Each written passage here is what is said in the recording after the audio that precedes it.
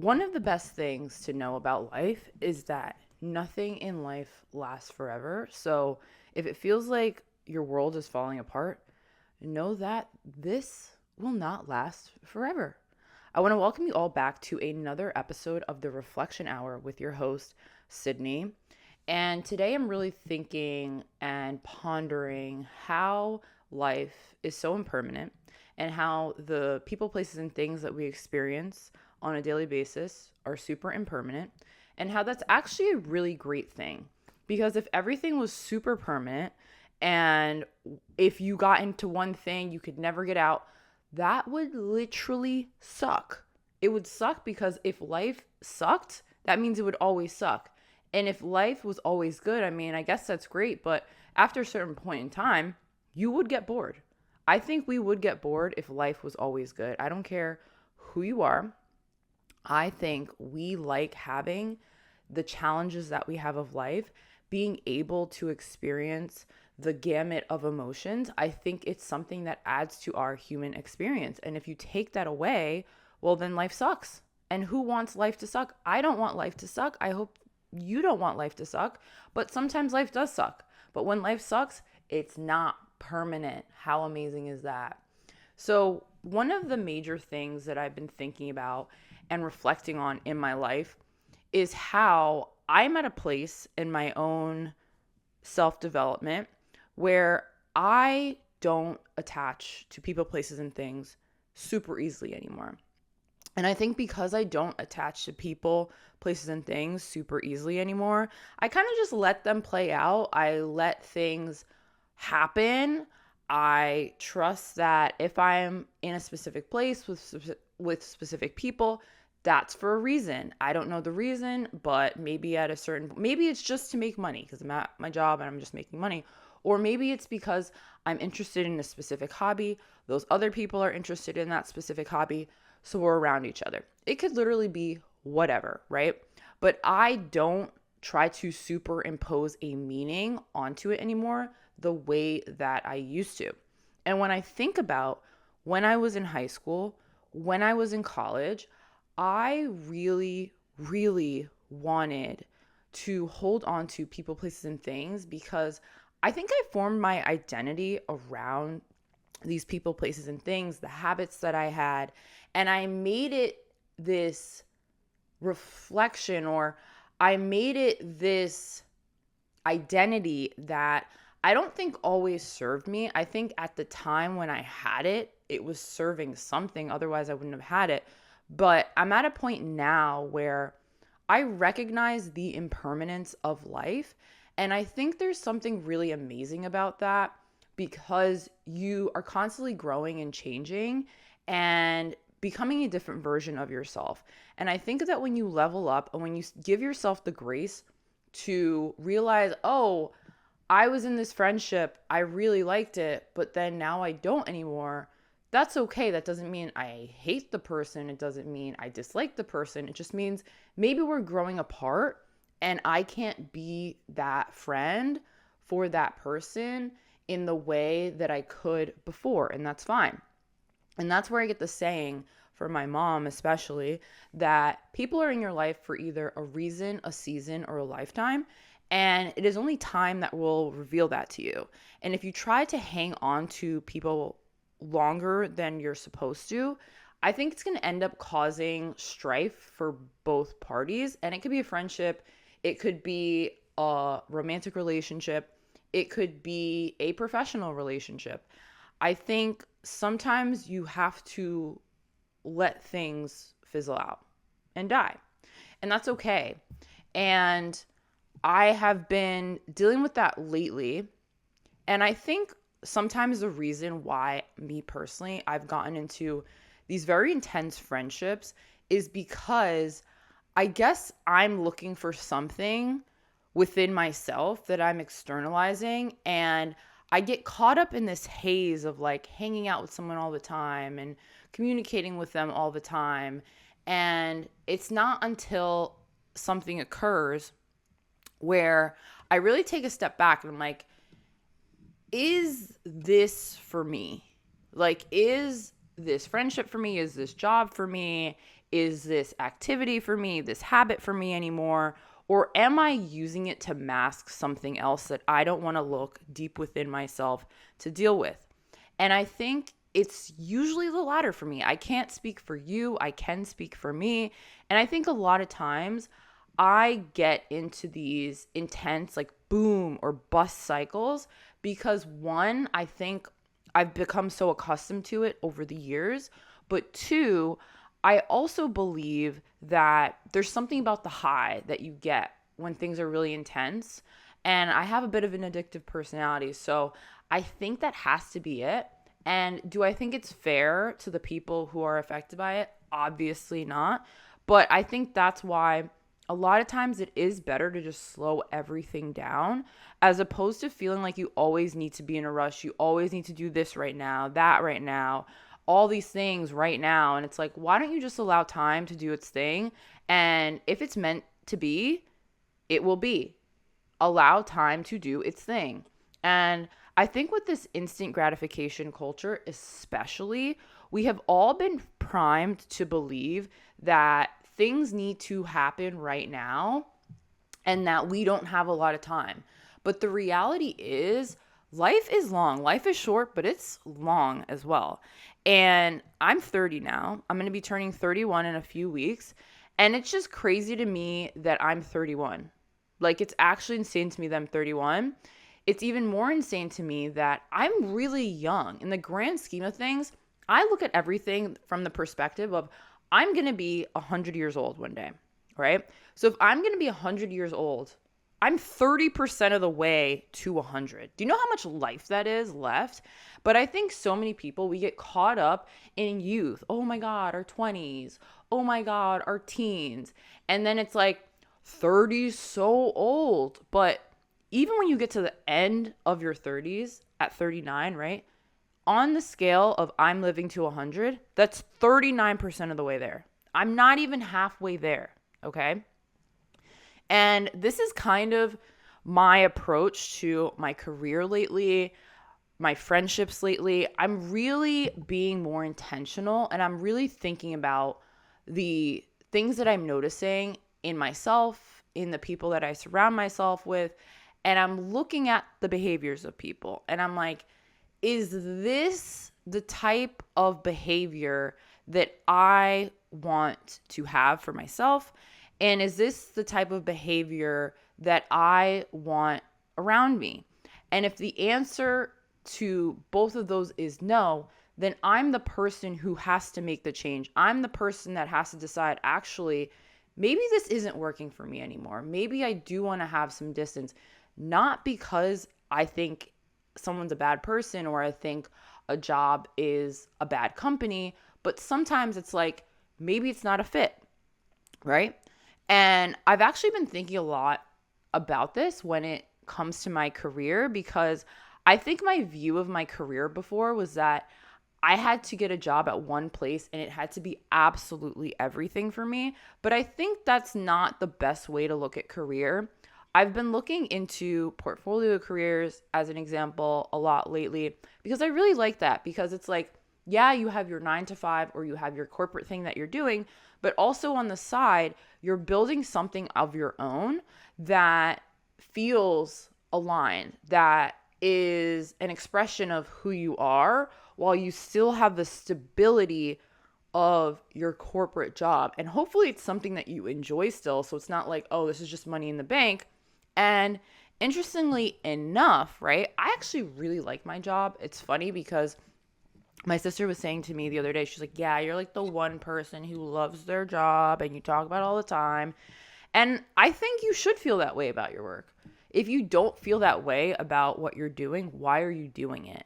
And I think there's such a noticeable difference in the people who are working and you sense a purpose behind it. You sense that they're passionate about it versus the person who is constantly trying to break as much as possible. And you can tell like they're trying to leave ASAP every time it's time for them to go. And like everything's a performance, versus when someone's just like that, like they just enjoy their job and they're not doing the things that would be considered excelling at their job because they want the recognition, but because that's just who they are. They want to do well at their work because it fuels them. And I think that's how I approach my work. I don't really care what anybody else is doing. I don't care if you think I'm impressive. I don't care if you think I'm doing a good job. I don't care about that. I care that I believe that I'm doing a good job, that I'm making an impact in this business, because at the end of the day, whether or not a company promotes you, you need to promote yourself. And you promote yourself when you become a disciplined person in your work, a disciplined person in your life, a passionate person in your life and your work, a communicative person, a person who is constantly up-leveling themselves for themselves because they want to be the greatest version of themselves. And I think that type of energy rubs off on the people that you surround yourself with at work, okay? And this is not to say you're going over and above on every single project and you're taking on more work. I don't think that's the answer either. I think there's some projects you probably want to be a part of, but you should only want to be a part of projects where you feel a connection to it. And if you don't feel a connection to the project, why are you doing it? You know what I mean? So I just think it's interesting. Like, life is very interesting. Life is very long but short, and we are the creators of our lives, right? So if you're not living a life that you like, you have to look in the mirror and recognize the fact that you're the one who created it. You're the one who decided, oh, I'm going to hate my job. I'm going to hate my life. Oh, I'm going to hate my relationships. I'm going to hate this. I'm going to hate that. That's a choice. You do not have to choose that. And I think the thing that gets me into issues with people at times is that I take radical accountability of my life.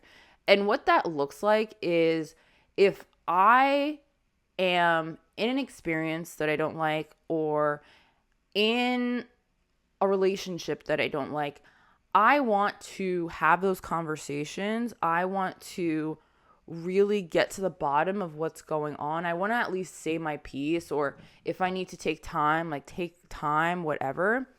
And if someone's not willing to meet me there, it already tells me a lot about that person and or that situation, and it almost solidifies in my mind that maybe I'm better off without it. And I know that can be harsh at times, but I just have that standard for myself. You know what I mean? So it's like, if I have that standard for myself and someone else doesn't want to meet me there, that's totally fine, right? But that means I will remove myself from the situation, from the relationship, because it just doesn't make sense. We're not aligned. And I never want to be the type of person who is telling someone how to live their life, because it's your life. I don't want you telling me how to live my life. So if we are not aligned and we don't have a similar mindset when it comes to whatever, then maybe we're not supposed to be friends, or we're not supposed to be working in the same environment, or whatever it is, right? Or maybe I shouldn't be doing that hobby anymore. You know what I mean? Like, you have to be honest with yourself, and you have to know that, again, things are in your life for a season, a reason, or a lifetime. And when you can really take a step back and zoom out on your life and see how long life is, and see that this moment, feeling like it's the most intense thing ever, is not going to last forever, then things just get a lot easier. They get a lot easier, and you don't really get wrecked over it. And I've seen so many people, there's a job they don't get, and they're like, oh my God, I've been searching for jobs for so long, and I thought this was going to be the thing, and it's not the thing. Why isn't it the thing? And they go down this path of self-abashment and what did I do wrong, and shame, and oh, it's the company's fault, it's this fault. But it's like, I like to take accountability for absolutely everything in my life. I think radical accountability is the best way to live. You can agree, you can disagree, but when you take radical accountability, you see everything as your fault. You see your life as your fault, which means you can be the solution to your problems, okay? So if you aren't getting jobs, maybe record yourself with, like one of these AI tools and have it go through a job interview and have it critique you on what you're doing well, what you're not doing well on, and give you some tips. Maybe work on your own mindset around work. Like if you're really internalizing the fact that, oh my gosh, this economy is hard, like it's hard to find a job, like it will be the case for you. Versus if you believe, oh, you know what? Yeah, the economy might be hard for other people. It might be hard for other people to find a job, but I know that I am super skilled in this area, in that area. I'm personable. I work hard, and the right thing is going to come to me at the right time. Two different mindsets that are going to yield two different results. And it's not just about saying it, it's about really believing it in every fiber of your being. And that takes a lot of internal work. There's actually this one TikToker that I follow, and he's essentially been showcasing his job application journey, his job search process. And it's like all the time he's coming back after like a few rounds of interviews. He got to the final round of the interview and they went on with a different candidate.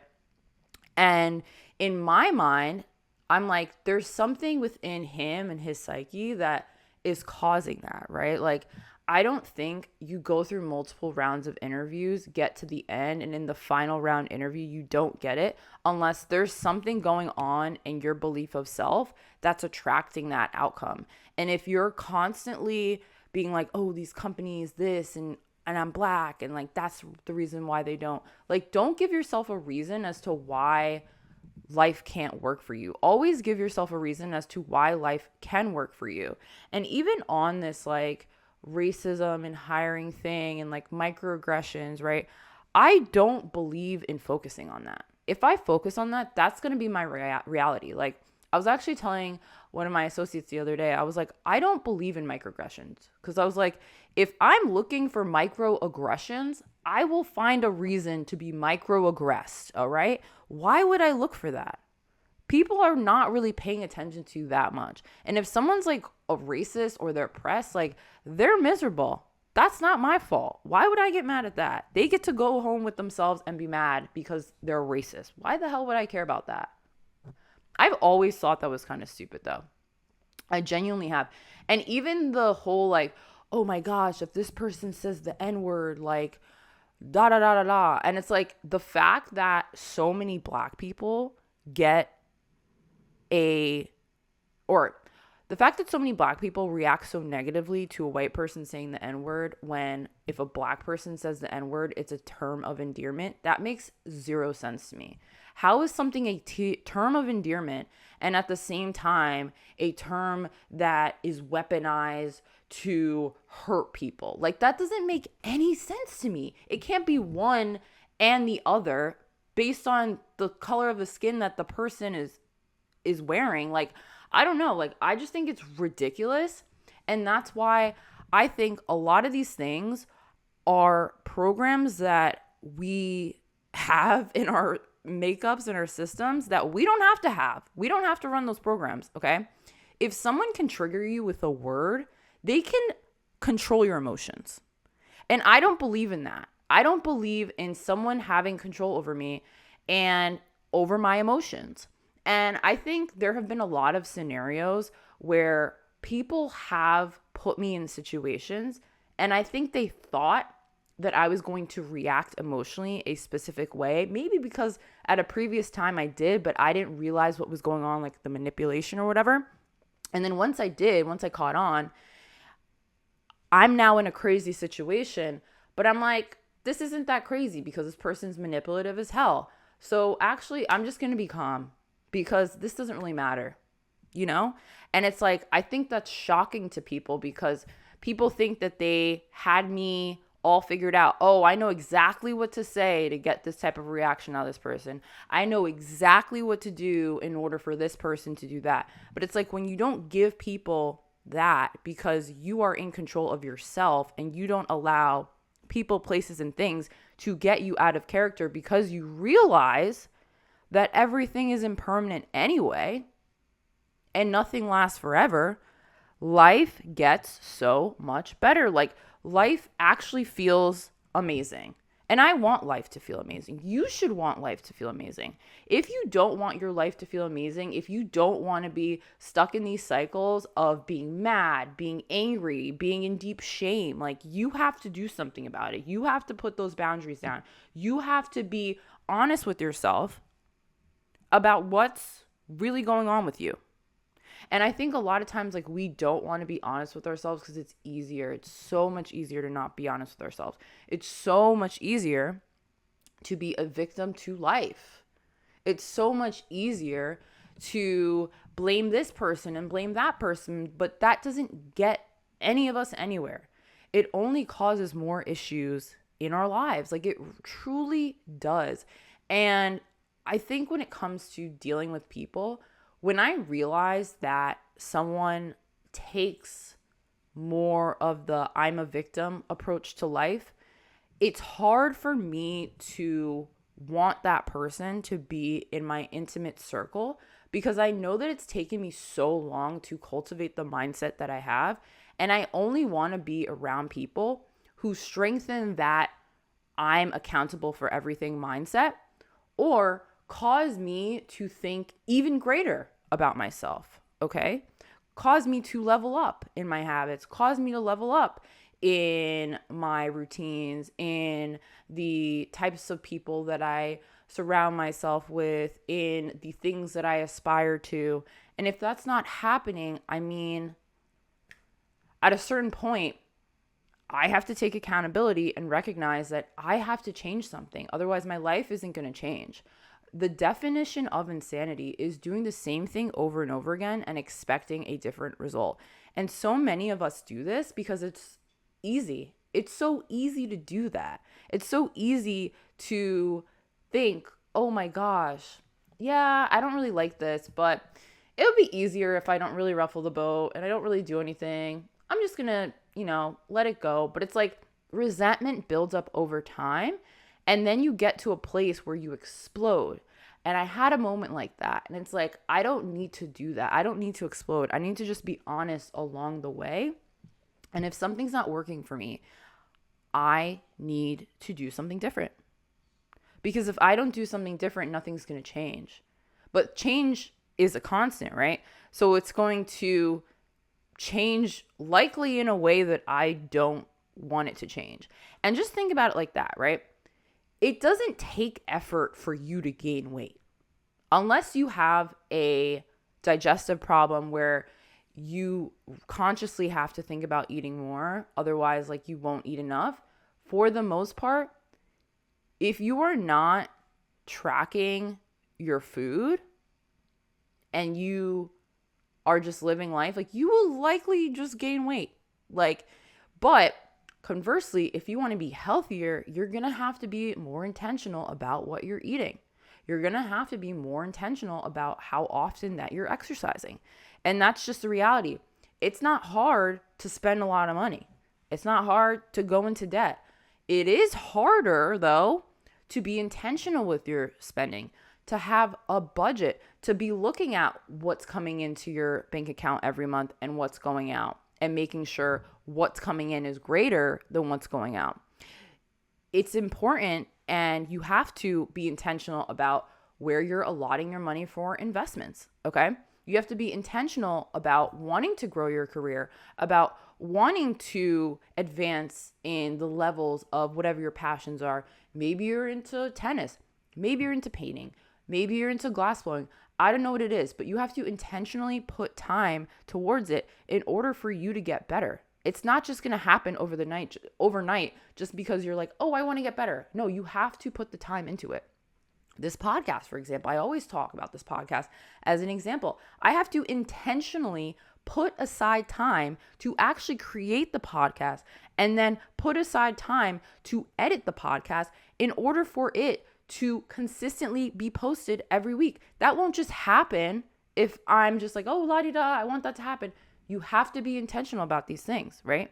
Life is about intention. And if you're not focusing on something, if you're not like really intentionally wanting to grow it, it's going to die. Entropy, all right?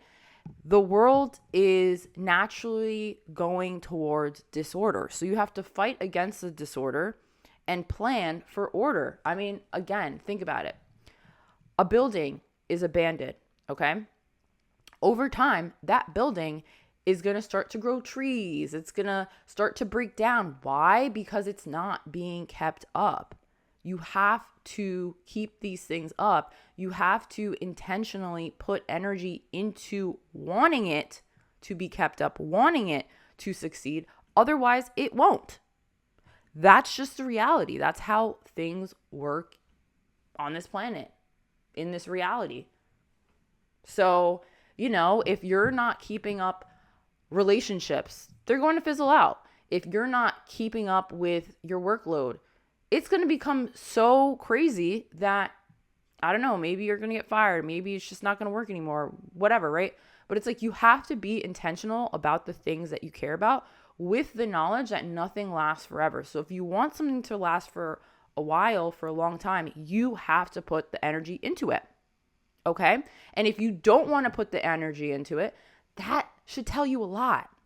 It really should, okay? So this is a book I started reading the other day. It's called Focal Point, and it's by Brian Tracy. So I just want to read you this short excerpt because I think it is really attached to what I'm talking about. Okay, so let's maybe start here. The efficiency curve. The efficiency curve explains why some people earn several times as much as other people in the same fields. It also explains why some companies produce far more of a product or service at a consistently high level of quality and at a lower price than others. They can then pass their lower production costs onto their consumers, sell for less, and undercut their competitors, thereby increasing their market share and their profits. This efficiency curve is the key to your success as well. And if you see here, you can see that efficiency curve if you're watching on YouTube or on Spotify. This curve looks like a ski slope moving down from left to right. When you begin work on a new job or activity, usually you have to invest a good deal of time and effort to accomplish any results at all. This is the learning phase. But if you persist, eventually you will get better and better at that particular task. And you could see your life as a task, right? The more that you put effort into your life, the better your life will get. As you get better, you begin moving forward and downward along this curve, taking less and less time to get the same quality and quantity of results. Eventually, you reach the point where you can produce in 1 hour what a new person might take several hours to produce. Meanwhile, the quality of your work is equal to or greater than that of the less experienced person who is spending many more hours to do the same jobs. Your habits determine your destiny. Almost everything you do is determined by your habits. I would venture at least 95%. From the time you get up in the morning to the time you go to sleep at night, your habits largely control and dictate the words you say, the things you do, and the ways you react and respond. Successful, happy people have good habits that are life-enhancing. Unsuccessful, unhappy people have habits that hurt them and hold them back. So on this, right? If you're the type of person who complains, but you don't do anything about it, that would make you an unsuccessful person. Versus you're the type of person who's like, oh, I don't really like this. And then you do something about it. Then you end up being more content and happier. Why? Because you did something about it. You weren't just a passive observer. You decided to take life by the cojones and do something about it. Fortunately, all habits are both learned and learnable. You can learn any habit that you consider desirable or necessary if you are willing to work at it long enough and hard enough. A habit can be defined as an automatic or conditioned response to stimuli. A habit, good or bad, is something you do naturally and easily without thought or effort. Once developed, a habit takes on a momentum of its own, controlling your behavior and responses to the events in your world. Once formed, a habit does not go away. It can only be replaced by a newer, better habit. We form our habits, and then our habits form us. German philosopher Goethe once wrote, "Everything is hard before it is easy." You may need to exert tremendous discipline to develop new habits of thought and behavior. But once you have them firmly locked in, they enable you to accomplish vastly more with less effort than ever before. Good habits are hard to develop, but easy to live with. Bad habits are easy to develop, but hard to live with. The habits you have and the habits that have you will determine almost everything you achieve or fail to achieve.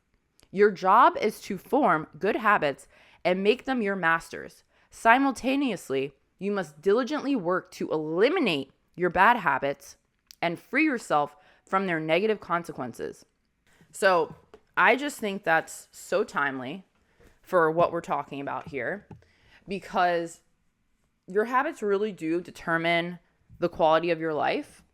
And the more that you can be present and the more that you can be honest with yourself about where your habits are actually leading you, the more that you can be in charge of your life. And when you can be in charge of your life, you are the author of your life. You are the creator of your life. And everything that's going on in your life is your fault. Whether you like it or not, that is the truth. But when you really like it, you can be proud of yourself because you did it. You did it.